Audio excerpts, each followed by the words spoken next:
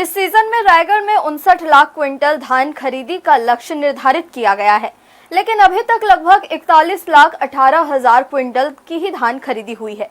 यानी लक्ष्य के विरुद्ध अभी धान उठाव की गति धीमी है, जबकि 31 जनवरी धान उठाव की अंतिम तारीख है। ऐसे में कांग्रेस ने भाजपा सरकार पर आरोप लगाते हुए उचित व्यवस्था न होने का आरोप लगाया।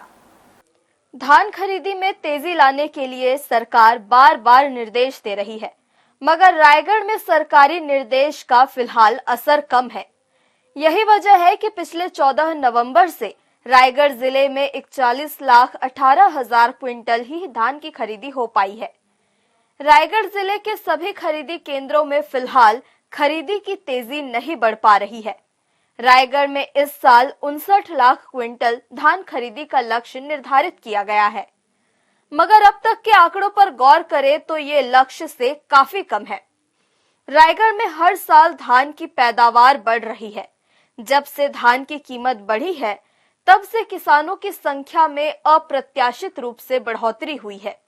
पिछले 5 साल के भीतर किसान खेती किसानी की ओर लौटे हैं।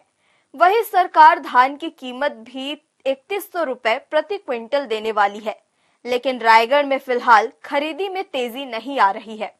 जिले में अभी तक जो पंजीकृत किसान है 85,000, उसके एवज में 74% किसानों ने धान विक्रय कर लिया है। धान खरीदी के भी जो आंकड़े हैं लगभग 41 लाख 18 हजार धान 41 लाख 18 हजार क्विंटल धान की खरीदी की गई है।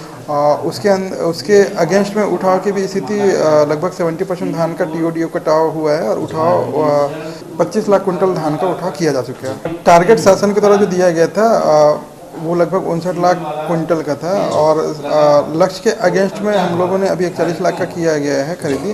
जो शेष बचे हुए किसान हैं, तो सभी किसानों का धान विक्रय अभी आज के अगर दिन को जोड़ दिया जाए तो वर्किंग डे 11 है। तो सभी किसानों का धान विक्रय करने के लिए शासन कमिटेड है और उस चीज़ को किया जा रहा है, और जो बोगस खरीदी है वो ना हो, उस पर विशेष फोकस है। तो हमारे यहाँ लक्ष्य के अनुरूप खरीदी, उससे जो वास्तविक किसान से उनसे सभी से खरीदी की जाएगी, बोगस खरीदी नहीं करवाई जाएगी। सरकार के तमाम व्यवस्थाओं के बीच धान खरीदी करने का लक्ष्य रखा था और समय से पहले किसानों को उनके धान के एवज में समर्थन मूल्य और अंतर की राशि खातों में जमा करने के लिए योजना भी बनाई, लेकिन अब तक लक्ष्य के विरुद्ध धीमी उठाव की गति को लेकर कांग्रेस भाजपा पर हमलावर हो गई है। धान खरीदी में 11 वर्किंग दिन शेष रह गए हैं, लेकिन रायगढ़ जिला टारगेट से काफी पीछे है। ऐसे में कांग्रेस ने भाजपा पर धान खरीदी में अव्यवस्था फैलाने और किसानों के साथ अन्याय करने का आरोप लगाते हुए धान खरीदी की तारीख बढ़ाने की मांग की, ताकि सभी किसान अपना धान बेच सके। भारतीय जनता पार्टी अव्यवस्था फैलाकर किसानों का साजिश के तरह धान नहीं खरीदना चाहती। आपने 59 लाख क्विंटल धान खरीदने का लक्ष्य रखा था।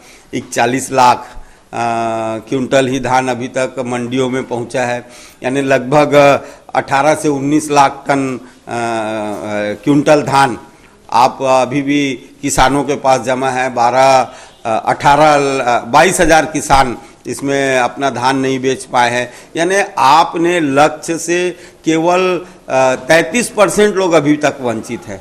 तो भारतीय जनता पार्टी केवल और केवल किसानों के साथ अन्याय कर रही है और अपनी अव्यवस्था के, मंडी की अव्यवस्था के कारण ये किसान अपना धान नहीं बेच पाए हैं। कांग्रेस पार्टी इसमें मांग रखती है कि आपने जो वादा किया था कि एक साथ 3100 रुपये प्रति क्विंटल का हम भुगतान करेंगे, एक तो वो वादा पूरा करे, दूसरा तिथियों में वृद्धि करके ऐसी व्यवस्था बनाए कि सभी किसान अपना धान समर्थन मूल्य पर बेच पाए और जो आपने 3100 का वादा किया है, बोनस का जो वादा किया है, उसका लाभ वो लोग ले सकें। प्रदेश के साथ जिले भर में समर्थन मूल्य पर धान की खरीदी 14 नवंबर से शुरू हुई है। इस बार रायगढ़ में 59 लाख क्विंटल धान की खरीदी का लक्ष्य निर्धारित हुआ था। इस लक्ष्य को पाने के लिए सरकार बार बार निर्देशित कर रही है, मगर अगले 31 जनवरी तक यह लक्ष्य पूरा हो पाएगा, इस पर फिलहाल संशय बना हुआ है। वहीं उठाव को लेकर भी काम काफी धीमी गति से चल रहा है। हर्ष न्यूज के लिए देवेश देवांगन की रिपोर्ट।